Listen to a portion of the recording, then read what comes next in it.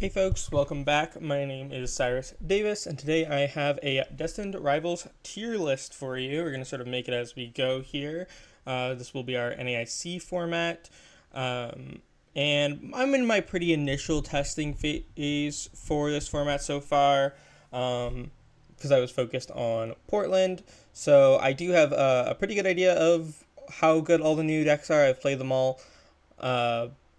But, opinions may change. We still have 3 weeks leading up to NAIC, so I might make another video with sort of my updated thoughts as we get closer to the event. But right now, there's not a huge impact made by the new set, mostly just the Marnie's deck.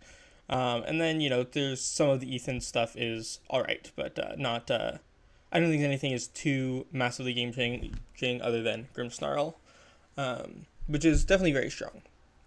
Let's start with Raging Bolt, which I'm going to say is tier 1.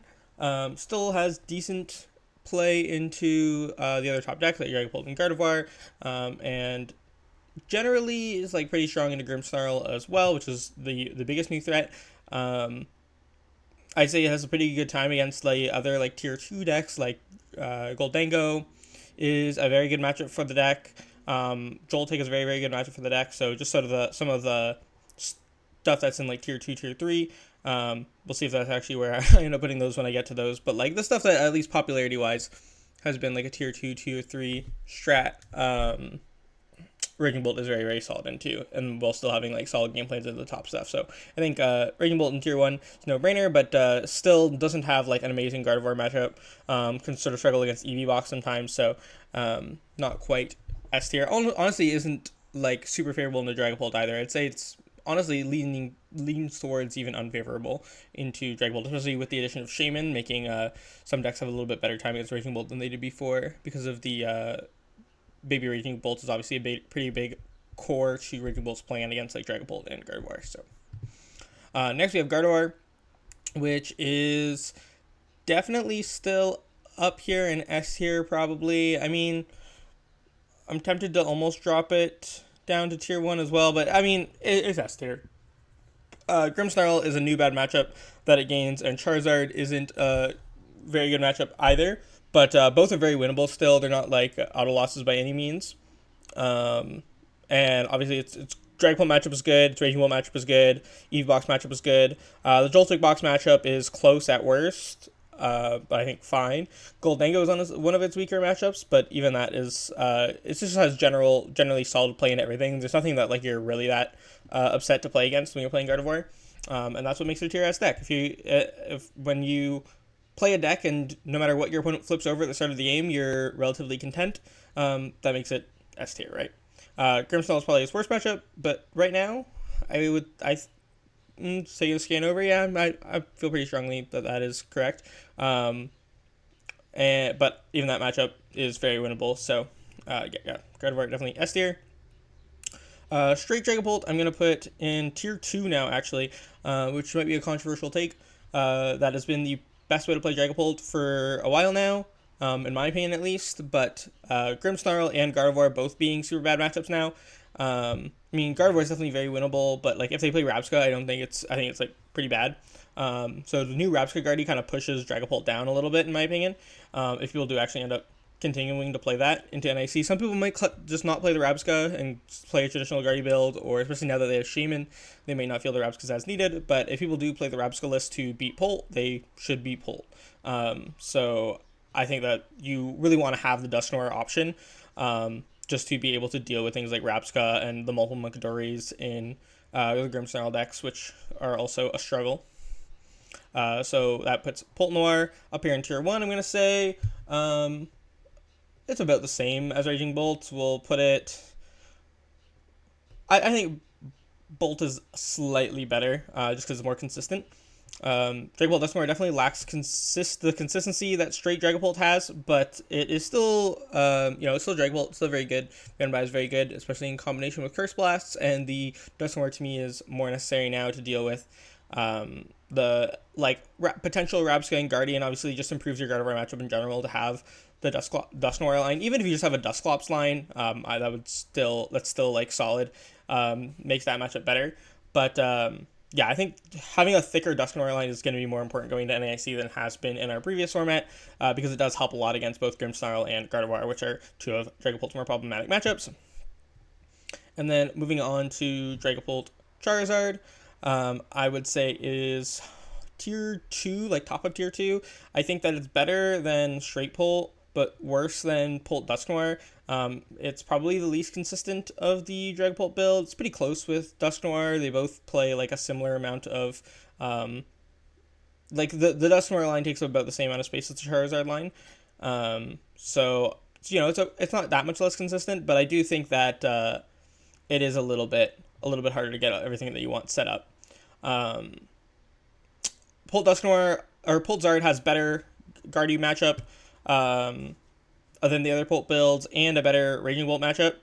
And is also solid into the Zard is just solid in general into like big basic stuff, like Joltik or like Terra Box stuff. Zard also pulls a lot of weight against like Eevee Box with Sylveon, which can otherwise be a sort of a tough matchup for Dragapult. But the consistency that you lose is a little bit unfortunate. Chi-Yu also makes the Goldango matchup good for this build, whereas the other Dragapult builds don't really want to see Goldango. So that's another selling point for Pultzard over other builds. I think Pultzard doesn't have a lot of bad matchups. It has a lot of like very close to even like 50-50, 60-40 matchups, but it doesn't have a lot of really good matchups. There's not a lot of decks that you're like trying to hit. You know, if I'm playing like Gardevoir, there are certain matchups that I'm just like, I'm super confident if I ever play against them.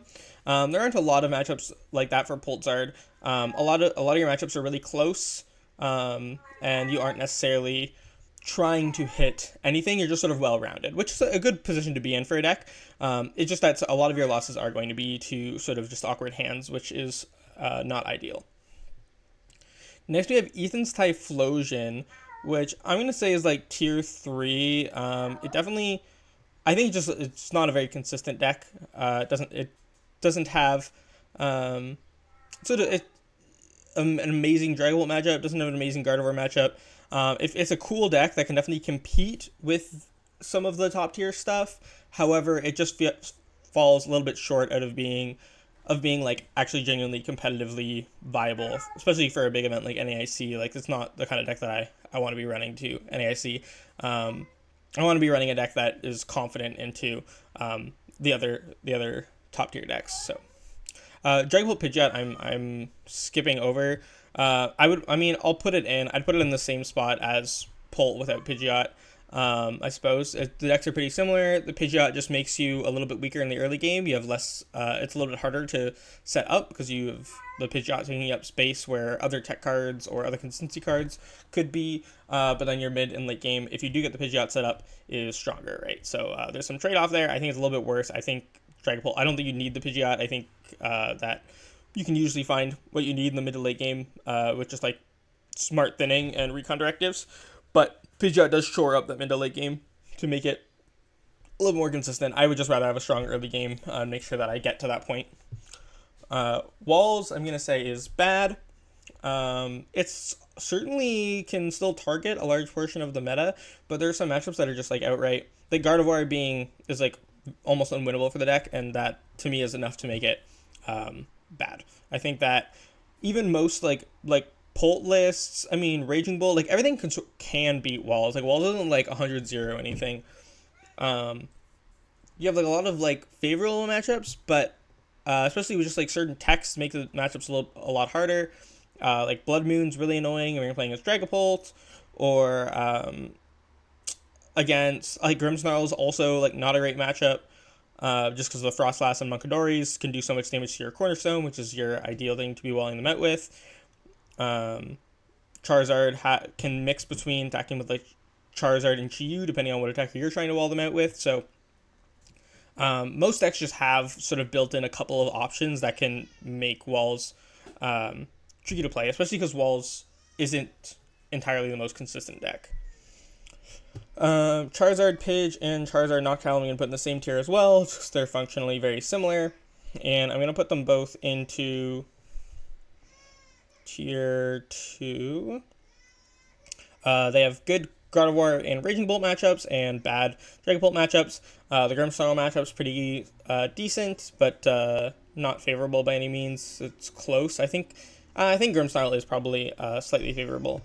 Um, but yeah, I mean, it has good Gardevoir and Raging Bolt matchups, which are going to be two of the top three decks for sure. And then it beats a lot of like the tier like the tier 2 popularity stuff like Joltik and Goldango, farms are Chaladon, good to end Zoroark as well in my opinion. So especially with the addition of Shaman, can have a little bit more safety into things like Raging Bolt and Gardevoir, which otherwise would have like more strats to try to beat Charizard. So I think that Charizard's in a pretty decent spot, but the Dragapult matchup is still very bad. Marnie's Grimmsnarl I'm going to put up here. Honestly, Marnie Grimmsnarl in S tier with Gardevoir. I'll leave it below Gardevoir just because it's definitely less consistent in the mid to late game, since you don't get to play like any onboard draw just because of the way the deck works with Frostlass and stuff. You don't really want to have like Fessendipity or Mew-EX or anything like that on board. So you can be sometimes you just like end up with a dead hand and you just can't really do anything about it because you don't have any additional draw beyond just like trying to wait until you find a draw supporter. And so that can be a little bit awkward for the deck, right? But it has a good Gardevoir matchup. It has a good Dragapult matchup. I think the Raging Bolt matchup's actually fine, especially if you're playing Maractus, which you probably should be playing Maractus for both Raging Bolt and Joltik, which are otherwise your two scariest matchups. So I think the deck can be like easily teched out to beat some of the decks that it is naturally weaker into. Charizard matchups I think is good. The Walls matchup I think is good. So not that is a major concern. I think the Goldango matchup is maybe slightly unfavorable, but overall fine. EVBox, another matchup that can be like slightly like problematic if they play the Leafeon, but also some lists just won't even play the Leafeon, in which case you're also fine. So I think the deck is very, very well positioned right now. I've played it a bunch. I think it is more consistent than people get credit for, but it is very, very difficult to play. So we'll see how good of a showing it actually manages to get at NAIC. But I think that it is one of the best positioned decks in the format. It just has great matchups into what has been popular for months now. The Rockets Mewtwo deck I'll put in tier 3, maybe even just bad, I think. Honestly, the only thing saving this deck in my eyes is the fact that Tord played it to me. Now, maybe Tord was just having fun, but the fact that Tord brought this to like a 5,000 player tournament in Japan tells me that he is taking it seriously, and honestly, and that is enough for me to like not put it quite in bad tier, even though I'm not super a believer. I think the Spite Ops is a great attacking option. It's great that you have single prizers. The deck is really consistent. And Mewtwo is good at like doing the 2-for-2 wars. But I think that I fail to see how it can pair up against any of these top tiers like Charizard, Dragapult, Marnie, or Gardevoir. It seems like all of these matchups are not great.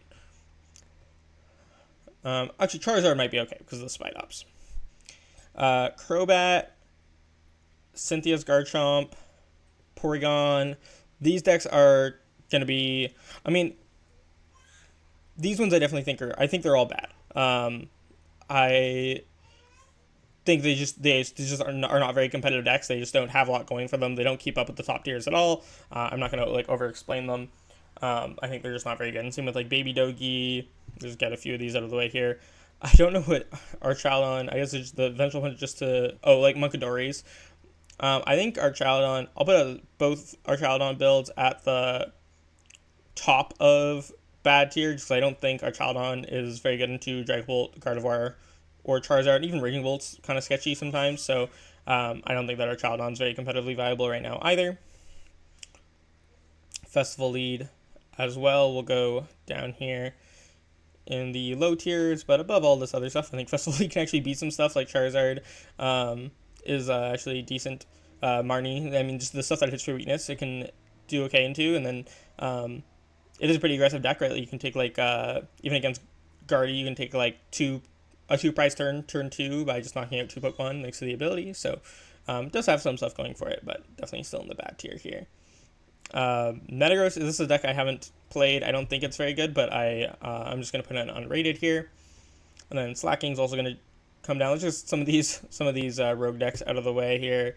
Hydreigon, I'm going to put in bad tier because I think that Shaman is too big of a hit to it. I think the deck's strategy right now in this format is less reliant on the mill and super, super reliant on the bench snipe, like sort of board wiping your opponent. So I don't think that really is a playable deck when people can be playing Shaman, and probably a lot of people will be playing Shaman. And Zoroark, on the other hand, I think that has a little bit more play outside of just bench sniping stuff, so I'm going to put it down here in tier 3. I think it's still, even with Shaman, honestly, probably, like, a lot of Gardevoir lists probably won't even play the Shaman. Same with a lot of Dragapult lists, like, people just, like, not everybody's going to play it. And I think that gives Zoroark some room to say, okay, well, if you do play Shaman, I at least have, like, other game plans that I can try to execute, unlike, Hydreigon, which I don't think has much of a game plan outside of, like, I think it is super reliant on using Obsidian at some point. And Zoroark, I think, can do a little bit more to play around Shaman, or, like, even try to knock out the Shaman plus Iono on the same turn, and have that stick more often. So I think Zoroark has a little bit more counterplay. Still kind of a viable deck, but I think Shaman is definitely still a huge hit for it, bumping it down to tier 3, whereas I think last round it probably would have been tier 2. Then we have the Roaring Moon to Dunsparce deck, which I'm going to put up here in tier 2. Let me even put it higher up in tier 2. I kind of like it better than Charizard. I think like the Dragapult matchup is your sketchiest matchup, but Dragapult should go down and play a little bit going into this format because of Grimmsnarl and Gardevoir being kind of the decks to beat right now. But obviously you still have to worry. Dragapult's still going to be like a popular threat. It's just maybe not like 20% of the room, maybe more like 15% of the room. But the Gardevoir matchup is good, or is at least yeah, I think the Gardevoir matchup's like fairly solid. The Raging Bull matchup's definitely good. Your Goldengo matchup's great. Your Evox matchup is good. And I think your Grimmsnarl matchup's alright too, so. Frostlass Munkidori. Gonna put that down here in tier 3. We'll put it above Typhlosion, though. I think that Frostlass Munkidori does struggle against Dragapult, but it's pretty close. Like, it definitely can beat Dragapult a decent amount of the time, but I think that a smart Dragapult player can definitely play around it. Regional matchup's definitely good with Maractus, but the Gardevoir matchup and the Grimmsnarl matchup both are not very good in my opinion. They're pretty bad. So I think that the deck definitely struggles still in this format. But yeah, not a terrible deck. I think it's just not as well positioned as some of the other stuff in the top tiers here. Joltik Box, I'm going to put up here in tier 1, honestly. Maybe even above. We'll put it below Pokemon. With Iron Leaves, I mean, you have a good Grimmsnarl matchup. Even if they play Maractus, it's still like not a bad matchup. It just they have more options into you, but it's still a fine matchup, and you can tech for Maractus as well. I think the Gardevoir matchup is fine. If you can tech for that matchup as well to make it better, like with like Vitality Band, so that you can one shot the Gardevoir. The regular matchup is really bad. That's like your worst matchup for sure. But I think the Dragapult matchup, the Gardevoir matchup, and the Grimmsnarl matchup are all like even to favored. And then I think the Charizard matchup's fine as well. And then you're alright against like the fringe stuff too. I think Goldengo can be a little bit tricky, but I mean they're not really going to be playing Vengeful Punch right now, I don't think. So that helps. I think you have like a very playable Goldengo matchup. Evox matchup's also fine. So I think that it just doesn't have a lot of bad matchups right now. Honestly, I don't even think like Raging Bull I think is the only deck that like you really want to avoid is Joltik Box right now. EVs I'm also going to put up here in tier 1 above. I'm going to put it up here because EVs can be built to sort of beat anything on this list. Like, if you play the Sylveon, I think and Clefairy, I think you're favored into Dragapult. If you play Umbreon, you're like 50-50 into Gardevoir. If you play Leafeon, you're good into Grimmsnarl and Charizard. So it's sort of just depending on like what you can fit in the deck, what tech attackers you can fit. Obviously, the Goldengo matchup was good. But I think EV can be built to sort of beat anything, or at least go toe-to-toe with anything in the current format, which makes it a really, really strong option to me. I think this like might be one of the this to me is like one of my top picks for NAIC. I think it's really strong, and it's just sort of about trying to figure out exactly what is the right list for this specific event, because there's so many different options that you can play in it. Ceruledge, I'm going to put at the top of tier 3. I know Ross Coffin made day 2 at Portland with Ceruledge. I think the Dragapult matchup's actually okay. The Evox matchup I think is good, and so is the Goldengo matchup. The Gardevoir matchup I think is definitely weaker. I think the Grimmsnarl matchup's also pretty okay. You don't really have a lot of ability Pokemon, so I think Grimmsnarl matchup is actually probably favorable. But I think the deck is definitely still lacking like the consistency department. It's still not a super streamlined deck. I don't think the list has been completely optimized yet. And I think that even with an optimal list, it still can struggle if people really know to play against it. So I think it has a few like pretty solid matchups that keep it from being in the bad tier. Like I think it definitely can keep up and do well in a competitive environment, but it's not like a top tier pick. The Ethan's Ho-Oh Armarouge box deck. I'm gonna put below Frostlass Munkidori. I think it's really cool. You have a lot of different attacking options, but I think it struggles a lot against hand disruption, especially against like Gardevoir and Dragapult. And I think there's just not a lot of reason to play something like this over something like Joltik, which I think just sort of does a lot of the things that Ho is trying to do better. You have to have so many 2-prize liabilities on board that you can't really play a 1-prize game at all. You're trying to set. You need to very reliant on the Ethan's Ho-Oh. You need to keep your Armarouge alive, so you're really weak to Screamtail. I don't think the Grimmsnarl matchup is very good either. Someone could crack this deck and maybe build a box that just sets up consistently, has some sort of answer to like late game hand disruption, and has all the right tech attackers to do well at the event. But I just don't see the vision really right now.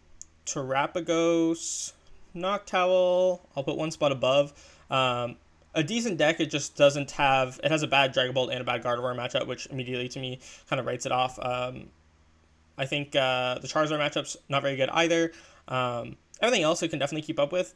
Even honestly, Eevee's not that great either. I think the deck just doesn't like the Terrapagos Boufflant strategy. Just is not really a winning one in this metagame. It doesn't. It definitely has a good Raging Bolt matchup. I just think you can't really play a deck that is not good into Gardevoir, Dragapult, or Charizard. So then we have Goldango, which is going to go up here in tier 1. I think people underrate Goldango a lot, but it's one of the only decks that has good matchups into Dragapult and Gardevoir. Also can be built to have a good matchup into Joltik. I think the Marnie's Grimmsnarl matchup's pretty good too. You just have a bad Raging Bolt and Eevee Box matchup, which I think both of those matchups are also still very winnable as Goldango. But yeah, those are definitely the matchups that you're trying to avoid, and then you sort of you're really good in everything else. So or Charizard's not great either. So you lose to some of the to a few of the top tier stuff, but then you're really good into some of the other stuff. And I don't think there's a lot of decks like if you're trying to beat Gardevoir, Marnie, and Dragapult, I don't think that there are many other decks that can actually boast favorable matchups into all of those. So that's what makes Goldango nice in the format. Terrabox, I'm going to put maybe just above ends here. I think the Shaman edition is too much. I think the deck is way too reliant on Torrential Pump against like Dragapult and Gardevoir. So if they play Shaman, I think both those matchups are just significantly unfavorable, which makes the deck not really playable anymore if you don't beat Dragapult and Gardevoir. Mighty's Grimmsnarl I don't think is a great matchup for the deck either if they play Shaman. Joltik is already a pretty close matchup. Eevee Box is already a very close matchup, so I just don't think you beat enough stuff to actually be a huge consideration for the event. And then the Gold Okidogi EX, this basically functions the same as like the Roaring Moon EX Petron deck. It's a mostly Donk deck. I think that honestly, because you'll win a lot of games with Donks, and that's like pretty solid. But so I think the deck is like fine. You can definitely beat a lot of things. You one-shot stuff and you donk stuff, but when your opponent you don't get the donk off, you don't really beat a lot of stuff. Gardevoir beats it. Raging Bolt beats it. Eevee Box beats it. I think most of these top tier decks just beat it if you don't get the donk off. So you're really hoping that you get donks, and especially in the best two out of 3, that's not going to happen super often. So yeah, those are all my quick thoughts on what this format's going to shape out to look like early on. I think Marnie's Grimmsnarl is obviously being like pretty hyped up, but I think it honestly should probably be hyped up more to the point where we're like countering it, because I think that it's very well positioned to the metagame and people aren't respecting it enough. Joltik Box is definitely a deck that people aren't talking about enough that has really good matchups into the top tiers and people aren't really teching for. Same with Goldango. And then Eevee Box, I think, is another deck that is poised to do well, but is going to take a lot of like work on the list, because I think that it's hard to fit in the tools to sort of beat everything. If you enjoyed this and want to check out any of my other content, you can find a link to my socials or any of my other content in the description below. Thank you so much for watching, and have a great day.